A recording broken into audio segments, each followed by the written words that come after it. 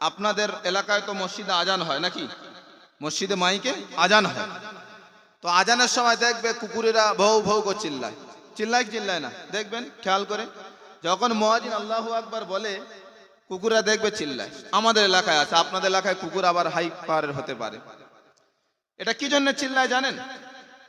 কুকুররা আজান দেওয়ার সাথে সাথে চিল্লানোর উদ্দেশ্য হলো যে মুয়াজ্জিনের আওয়াজ যতদূর পর্যন্ত যায় শয়তান অতদূর পর্যন্ত পালিয়ে যায়। সকলে বলি সুবহানাল্লাহ। তোমরা তার থেকে আরো আসতে বল, শয়তান পালাবে।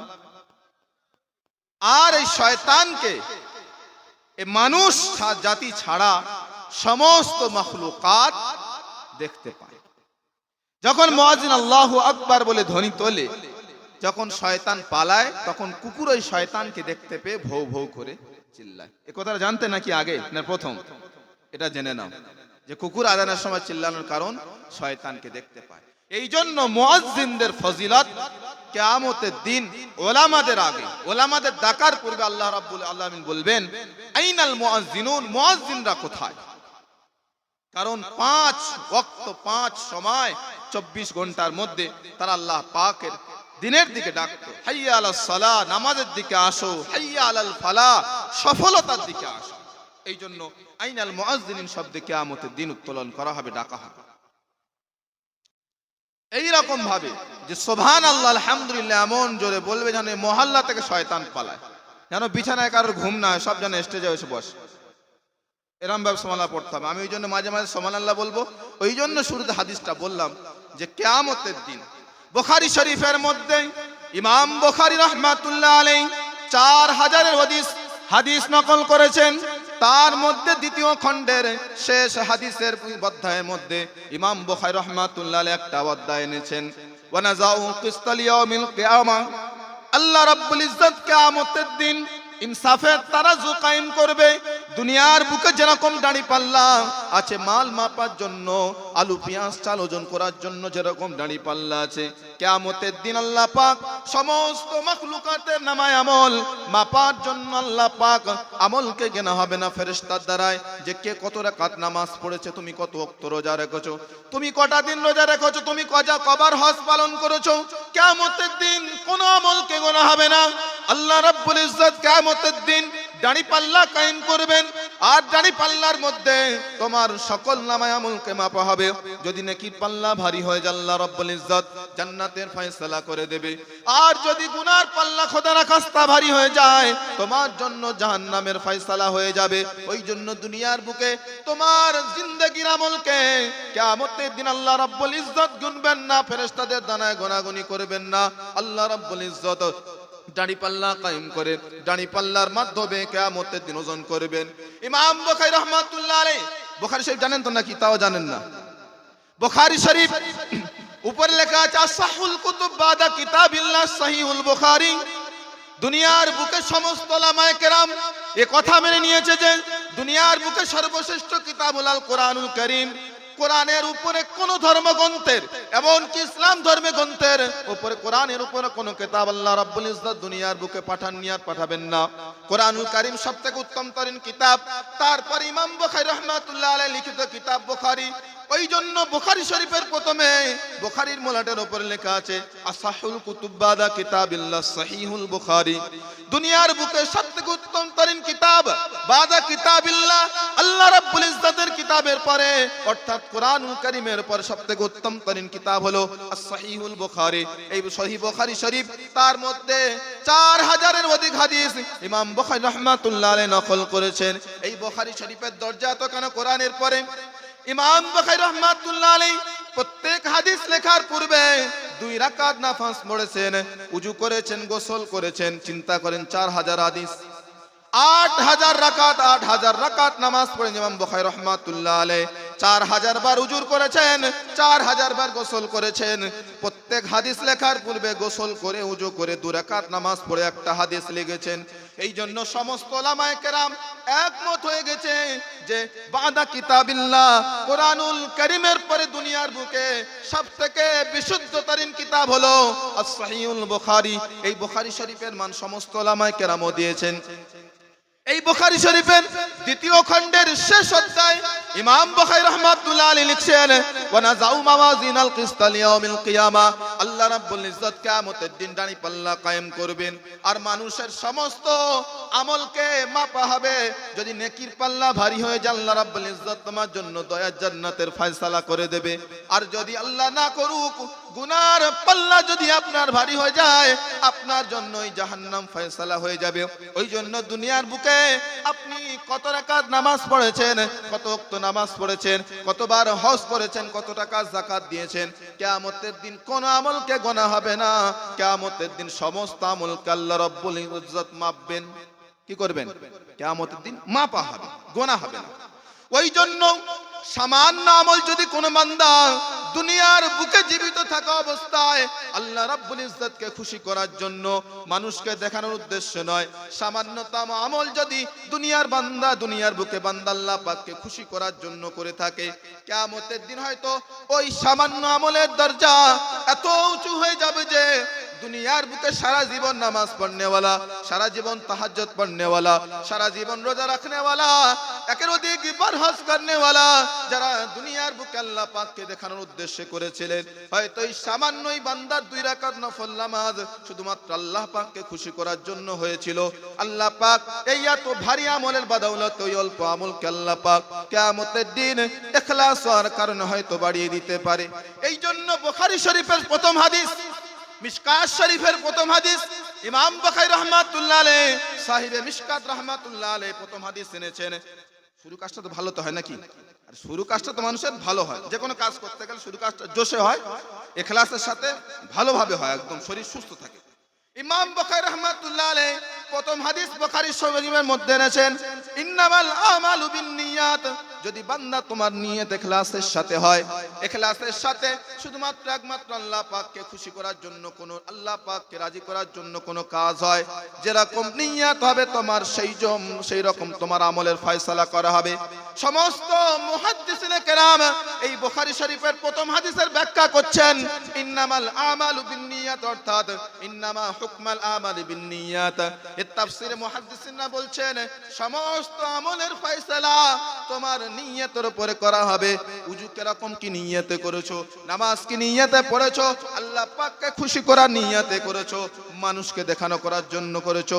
ওই জন্য 30তম পারায় কোরআনের সূরা রাইতাল্লাযী ইউকাযযিবু বিদ্দীনের মধ্যে বলেছেন ফাওয়াইলুল লিল মুসাল্লিন, ওই নামাজ দিতে ধ্বংসকার যারা দুনিয়ার বুকে মানুষকে দেখানোর উদ্দেশ্যে নামাজ পড়বে, আল্লাহ পাককে খুশি করার জন্য নামাজ পড়বে না, সেই মানুষদের জন্য আল্লাহ পাক স্বয়ং ওই সূরার মধ্যে বলেছেন ফাওয়াইলুল লিল মুসাল্লিন, ওই সমস্ত নামাজিরা ধ্বংসের মধ্যে, ক্ষতিগ্রস্তের মধ্যে, আল্লাযীনা হুম ইউরাউন ওয়া ইয়ামনাউনাল মাউন, যারা দুনিয়ার বুকে মানুষকে দেখানোর জন্য নামাজ পড়েছে, আল্লাহ পাককে খুশি করার জন্য নামাজ পড়েনি, সেই সব মানুষ দুনিয়ার বুকে ক্ষতিগ্রস্তের মধ্যে হবে। নামাজ পড়েও ক্ষতি, তাহলে লাভটা হলো কি? এই যে এত বড় স্টেজ, এত বড় মাহফিল কায়েম করেছ, লাখ লাখ টাকা খরচা, যদি মাহফিলে লোক না থাকে, কোরআন হাদিসের প্রতি সারা রাত জলসার পরে যদি দুনিয়া মহল্লার যদি না বদলায়, না শুধরায়, না দিনই কোনো ফায়দা আসে, তাহলে আপনাদের লাখ লাখ টাকা বৃথা। আমি বলে গেলাম, আমার কথা হয়তো একটু কড়া কড়া লাগবে, কিন্তু হক কথা, কড়া লাগলেও হক কথা। যদি আপনার সারা মাসের মেহনত আপনি এই দিনই মাহফিলে লাগিয়েছেন, প্যান্ডেলের মধ্যে লাগিয়েছেন, দামি দামি বক্তা শ্রোতা এনেছেন, কিন্তু এখানে কোনো শ্রোতা নেই, পুরো মাহফিল ফাঁকা, আর যদি বা পুরো শ্রোতা ভর্তি থাকে, তার ফজরের নামাজ কাজা, তাহলে আপনার লাখো লাখো টাকা খরচা কোনো কাজে আসবে না, যদি আপনার ইমানের মধ্যে তরতাজাগি না হয়, ইমানের মধ্যে যদি জোশ না আসে। ওই জন্য আমি সর্বপ্রথম পয়েন্ট যে রেখেছি সাহাবাদের মান। কোরআনের আয়াত আমি একটি তেলাওয়াত করেছি আপনাদের সামনে, আমিনু কামা আমানান নাস। আল্লাহ রাব্বুল ইজ্জত কোরআনের বুকে সাহাবাদের মান বলার জন্য বলেছেন, দুনিয়ার বুকে আমার বান্দা বান্দিরা আমিনু ঈমান আনো কামা আমানান নাস, যেই রকম সাহাবায়ে কেরামরা ঈমান এনেছেন ওই রকম তোমরা ঈমান আনো। তো আল্লাহ বলে দিয়েছে আমিনু কামা আমানান নাস, সাহাবা যেরকম ঈমান এনেছে তোমরাও এরকম ঈমান আনো। কিন্তু সাহাবা কিরকম ঈমান এনেছে সেটা তো জানতে হবে। সাহাবারা কি রকম ঈমান এনেছে কোরআনের মধ্যে ডাইরেক্ট আপনি পরিষ্কার ভাবে পাবেন না, হাদিসে নববীর মধ্যে গেলে দেখা যায় আল্লাহর নবী তানার সাহাবাদের সাথে কিরকম ব্যবহার করেছেন, আর সাহাবারা আল্লাহর নবীর সাথে কিরকম ব্যবহার করেছেন। সাহাবাদের ঈমান কিরকম ছিল আল্লাহর প্রতি, সাহাবাদের বিশ্বাস ঈমান কেমন ছিল আল্লাহর নবীর প্রতি, আর আল্লাহর নবী ভালোবাসা ছিল সাহাবাদের প্রতি কতটা, সাহাবাদের প্রতি হাদিস পাকের মধ্যে মিশকাত শরীফের মধ্যে শেষের দিকে মানাকিবে সাহাবা রাদিয়াল্লাহু তাআলা আনহুমদের জীবনী বয়ান করেছেন। সেখানে একটি হাদিস আপনাদের সামনে আমি শুরুতেই বলেছি, আসহাবি কান নুজুম ফাবি আইয়ি ইকতাদাইতুম ইহতাদাইতুম। আসহাবি কান নুজুম, আল্লাহর নবী বলছেন আমার সমস্ত সাহাবা আকাশের নক্ষত্রতম, যেরকম আকাশের নক্ষত্র উজ্জ্বল ঝিলমিল করে জ্বলে, আমার সমস্ত সাহাবা আকাশের নক্ষত্র সমূহ। আসহাবি কান নুজুম ফাবি আইয়ি ইকতাদাইতুম, তোমরা সমস্ত সাহাবাদের মধ্যে যাদের কথা মেনে নেবে ইকতাদাইতুম ইহতাদাইতুম, তোমরা হেদায়েত প্রাপ্ত হয়ে যাবে। আল্লাহর নবী হাদিস পাকের মধ্যে পরিষ্কার বাণী, আমার সাহাবা সমস্ত সাহাবা আকাশের নক্ষত্র সমূহ। আমার সাহাবীদের মধ্যে যে একটা কোন সাহাবীকে আপনি আমার জীবনে আপনার জীবনে সুন্নত ভেবে মেনে নেবে, গলার মালার মতো পরে নেবে, ইকতাদাইতুম ইহতাদাইতুম, তুমি হেদায়েত প্রাপ্ত হয়ে যাবে। কেমন ছিল সাহাবায়ে কেরাম দুনিয়ার বুকে?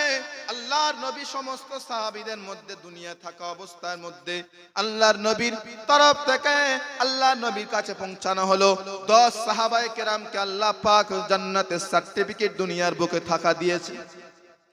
মানুষ ইন্তেকালের পরে ভয় করে জান্নাত পাবো কি জাহান্নাম পাবো, কিন্তু আল্লাহ পাকের এই বান্দা সাহাবায়ে কেরামরা আল্লাহ পাককে এত খুশি করেছে, আল্লাহর নবীকে এত খুশি করেছে, আল্লাহ পাক খুশিতে দুনিয়ার বুকে তাদের জান্নাতের সার্টিফিকেট সুসংবাদ দিয়েছে। এমন 10 জন সাহাবাকে আল্লাহ পাক দুনিয়ার বুকে থাকা অবস্থায় জান্নাতের সুসংবাদ দিয়েছে। তার মধ্যে প্রথম কে? কিছুই জানোনি তোমরা, দেখতে পাচ্ছি আলিফ বা থেকে পড়াতে হবে। আমার মা বোনেরা বসে আসতে এখানে নাকি অনেকজন, আলিফ বা থেকে পড়াতে হবে। আমাদের এখনকার মাতারা যেরকম সন্তানরা এরকম, সন্তান এইরকম ভাবে গড়ো। একটা ছোট্ট কথা বলে দিই আপনাদের জেনে, আপনারা তো এটা কমপক্ষে শুনেছেন, আব্দুল কাদের জিলানী রহমাতুল্লাহ আলাইহি একটা পীর সাহেব ছিলেন, জানেন তো? এটা তো জানেন যে আব্দুল কাদের জিলানী রহমাতুল্লাহ আলাইহি একটা বড় পীর সাহেব ছিলেন। আমার মা বোনদেরকে উদ্দেশ্য করে বলি, আব্দুল কাদের জিলানী রহমাতুল্লাহ আলাইহির মাতা শিশু অবস্থায় সন্তান আব্দুল কাদের জিলানীকে নিয়ে মাদ্রাসায় গেলেন শিক্ষকের কাছে। হুজুর, আমার সন্তানকে আপনার দরবারে রেখে গেলাম, আমার সন্তান মানুষ না হওয়া পর্যন্ত আমাকে ফিরিয়ে দেবেন না। আমার মা বোনেরা গৌর ফিকির করে শুনবেন, আপনাদের সন্তান কিরকম ভাবে জন্ম দিতে হয় শুনে নেন। আব্দুল কাদের জিলানী রহমাতুল্লাহ আলাইহিকে মাতা ছোট শিশু সন্তানকে শিক্ষকের কাছে রেখে বিদায় নিলেন। শিক্ষক পড়াচ্ছেন নুরানি কায়দার মধ্যে, অন্তত এটা শুনেছেন কোরআন পড়ার পূর্বে পড়তে আলিফ বা তা সা। আপনারা বৃদ্ধ বয়সে তো শুরুতে পড়েছেন আলিফ বে তে সে, এখন আবার আলিফ বা তা সা। যাই হোক, কোরআনুল কারীম শিক্ষার পূর্বে এই রকম ছোট ছোট অক্ষর, যেই রকম বাংলা লাইনে জেনারেল লাইনে ইংরেজি পড়ার পূর্বে, বাংলা বই রিডিং পড়ার পূর্বে ক খ শেখানো হয়, এবিসিডি শেখানো হয়, এই রকম কোরআনুল কারীম পড়ার পূর্বে আলিফ বা তা সা নুরানি কায়দা পড়ানো হয়। আব্দুল কাদের জিলানী রহমাতুল্লাহ আলাইহিকে শিক্ষক বলছেন, বাবা পড়ো আলিফ। আব্দুল কাদের জিলানী রহমাতুল্লাহ আলাইহি বলেন, হুজুর পড়ব তো আলিফ, কিন্তু আলিফের অর্থ কি? আলিফের অর্থ আমি জানি না। আব্দুল কাদের জিলানী রহমাতুল্লাহ আলাইহির কথা শুনে শিক্ষকের মাথায় হাত। সারা জীবন শিক্ষকতা করলাম, আজ পর্যন্ত কোন ছাত্র প্রশ্ন করলো না, এমন একটা ছোট্ট শিশু এসে বলে আলিফের আবার মানে কি? এ তো নতুন কথা শুনলাম। শিক্ষকের মাথায় হাত। সারা রাত পেরেশানি, ঘুম হয় নাই, তারপরের দিনও পেরেশানি, ঘুম হয় নাই। আব্দুল কাদের জিলানীর মাতাকে খবর পৌঁছেছে, শিক্ষক মাতা আমার মাদ্রাসায় আপনি দেখা করবেন। মাতা শিক্ষকের কথা মতো আব্দুল কাদের জিলানী রহমাতুল্লাহ আলাইহির মা মাদ্রাসায় পৌঁছালেন। বললেন, মা আপনার সন্তান মনে হচ্ছে কোনো জায়গায় শিক্ষকতা করত, আমাকে পরীক্ষা নেবার জন্য এখানে দিয়ে গেছো। মাতা বলে না বাবা হুজুর, আমি তো আমার সন্তানকে সর্বপ্রথম আপনার মাদ্রাসায় দিয়ে গেছি শিক্ষার জন্য। শিক্ষক বলেন না মাতা, আপনি মিথ্যা কথা বলছেন, কারণ এই সন্তানকে যখন আমি আলিফ পড়িয়েছি, এই সন্তান আমাকে ঘুরিয়ে প্রশ্ন করেছে হুজুর আলিফের মানে কি। আমি আজ পর্যন্ত এতদিন লেখাপড়া করে শিক্ষক হয়েছি, আমার হাতে এত ছাত্র গড়েছে, কিন্তু কোনোদিন কেউ এরকম প্রশ্ন করেনি আপনার সন্তান যা প্রশ্ন করেছে। শিক্ষক সন্তানকে বলছে, আব্দুল কাদের জিলানী রহমাতুল্লাহ আলাইকে, সন্তান তুমি কি জানো আলিফের অর্থ? আব্দুল কাদের জিলানী রহমাতুল্লাহ আলাইহি ডাক দেয়া বলেন, জি হুজুর আমি জানি আলিফের অর্থ কি। শিক্ষক বলে পড়ো। হযরত আব্দুল কাদের জিলানী রাহমাতুল্লাহ আলাইহি মধুর সুরে পড়তে লাগলেন, আল্লাহু লা ইলাহা ইল্লা হুয়াল হাইয়ুল কাইয়্যুম লা তাখুযুহু সিনাতু ওয়ালা নাওম লাহু মা ফিস সামাওয়াতি ওয়াল আরদ। আতাল কুরসি পুরো পড়ে দিলেন। এটা তো জানেন যে আতাল কুরসি একটা কোরআনের মধ্যে, একটা সূরার মধ্যে ছোট্ট অংশ। আতাল কুরসি পুরোটা পড়তে লাগলেন। আতাল কুরসি পুরো পড়ে শেষ করে দিলেন। শিক্ষকের মাথায় হাত। যে সন্তানকে দিয়ে গেছে নুরানি কায়দা আলিফ বাতা পড়ার জন্য, সেই সন্তান আতাল কুরসি পড়ে ফেলে। আব্দুল কাদের জিলানী রাহমাতুল্লাহ আলাইহির মা কাঁদতে লাগলেন। শিক্ষক বললেন, মাতা আপনি কাঁদছেন কেন? আব্দুল কাদের জিলানী রাহমাতুল্লাহ আলাইহি বলেন, মা বলেন, আমার দুঃখ আমার সন্তান আমার গর্ভে থাকা অবস্থায় আব্দুল কাদের জিলানী, আমি 18 পারার হাফেজা, আমি প্রতিদিন প্রতিনিয়ত 18 পারা করে কোরআন তেলাওয়াত করতাম। আব্দুল কাদের জিলানী শিক্ষক বলেন, মাতা আপনার সন্তান তো 18 পারা কোরআনের হাফেজ, আমি আলিফ বাতা কি পড়াবে সন্তানের? এই সন্তান তো 18 পারা পুরো কোরআন মুখস্থ, বাকি মুখস্থ করাতে হবে হয়তো। মাতা এই জন্য কাঁদছে যে হুজুর আমি দুঃখিত, এই জন্য আমি আব্দুল কাদের জিলানীর মাতা, আমি 18 পারা কোরআনের হাফেজা, আমার সন্তান আমার গর্ভে থাকা অবস্থায় আমি প্রতিদিন 18 পারা কোরআন তেলাওয়াত করতাম। আমার আফসোস হলো এইখানে, আমি আব্দুল কাদের জিলানীর মা আজ যদি পুরো কোরআনের হাফেজ হতাম, আর আমার গর্ভে থাকা অবস্থা আমার আব্দুল কাদের জিলানী আমি যদি প্রত্যেক দিন পুরো কোরআন তেলাওয়াত করতাম, আমার আব্দুল কাদের জিলানী 18 পারার কোরআন তেলাওয়াতের হাফেজ হতো না, আমার আব্দুল কাদের জিলানী পুরো কোরআনের হাফেজ হয়ে যেত। জোরে বলুন সুবহানাল্লাহ, নারে তাকবীর। মাতারা শুনছেন গৌর করে? এই মেয়েদের 5 থেকে 6 ইঞ্চি পেট, এই ঝাঁতা পেট নয়, খুব দামি পেট। আমার মা বোনেরা মহল্লার ভালো করে শুনবেন, এদিক ওদিক খেয়াল করবেন না, খুব গুরুত্বপূর্ণ তোমাদেরকেও নিয়ে। আমার মা বোনদের এই মহল্লা সকলকে বলে যাই, মাতা বোনদের পেটটা সামান্য নয়। আমার বিবি হোক, আমার মাতা বোন, দুনিয়ার বুকে যত মহিলা আছে, এই পেটটা খুব দামি জিনিস। আব্দুল কাদের জিলানী রাহমাতুল্লাহ আলাইহি মায়ের পেট থেকে 18 পারার কোরআনের হাফেজ হয়ে বার হওয়ার পর সত্ত্বেও মাতাকে সব সময় বলতেন, মা আপনি আমার গর্ভে রাখা অবস্থায় আপনি কোনো হারাম কাজ করেছে কিনা বলেন। মাতারা ভালো করে শুনবেন এখানে মহল্লার বাসীরা, আপনি আমাকে গর্ভে রাখা অবস্থায় 10 মাস 10 দিন জামাকে পেটে রেখেছেন, কোনো হারাম কাজ করেছেন কি বলেন? আব্দুল কাদের জিলানী রাহমাতুল্লাহ আলাইহির মা বলেন, সন্তান কি বলিস? আমি তো গর্ভে রাখা অবস্থায় প্রতিদিন কোরআন তেলাওয়াত করতাম। আমি আব্দুল কাদের জিলানী, আমি তোর মা বলে যাই, আমি গর্ভে রাখা অবস্থায় কোনোদিন হারাম কাজ করিনি সন্তান। সন্তান বলেন না, মাতা বলেন, ঠিক করে খেয়াল করে আপনি কোনোদিন আমাকে গর্ভে রাখা অবস্থায় কোনো হারাম কাজ করেছেন কিনা? মাতা একটু চিন্তা ভাবনা করে বললেন, হ্যাঁ বাবা, একদিন তুমি আমার গর্ভে থাকা অবস্থায় তোমার নানির ছাদের উপরে একজন আচার রেখে দিয়ে গিয়েছিল পাশের বাড়ি, আমি তোমার নানির আচার ভেবে না বলে খেয়ে নিয়েছিলাম। বাবা, মেয়েদের দেখবে যখন গর্ভে সন্তান থাকে একটু টক খাওয়ার শখ হয়। এমনি মেয়েরা টক পিয়াস, এই ফুচকা দোকান যে এত আসে জলসায়, এই কার জন্য আসে? পুরুষদের জন্য আসে না? না, ও ভুল করবেন না, এই মহিলাদের জন্যই আসে ফুচকা দোকানে। আমার মা বোনেরা মহল্লাবাসীরা, আব্দুল কাদের জিলানী রাহমাতুল্লাহ আলাইহি এই কথা শোনার পরে বললেন, মাতা আমাকে গর্ভে রাখা অবস্থায় তুমি নানির ছাদে, বাড়ির ছাদের উপরে ওই যা চারপাশের বাড়ি না বলে খেয়ে নিয়েছিলেন, বুঝতে পারোনি। ওই একদিনে তোমার না বলে আচার খাওয়ার কারণে আমি আব্দুল কাদের জিলানী যতই মুখস্থ করি না কেন, আমি আব্দুল কাদের জিলানীর মাথায় কোনো পড়া মুখস্থ থাকে না, আমি আব্দুল কাদের জিলানী ভুলে যাই।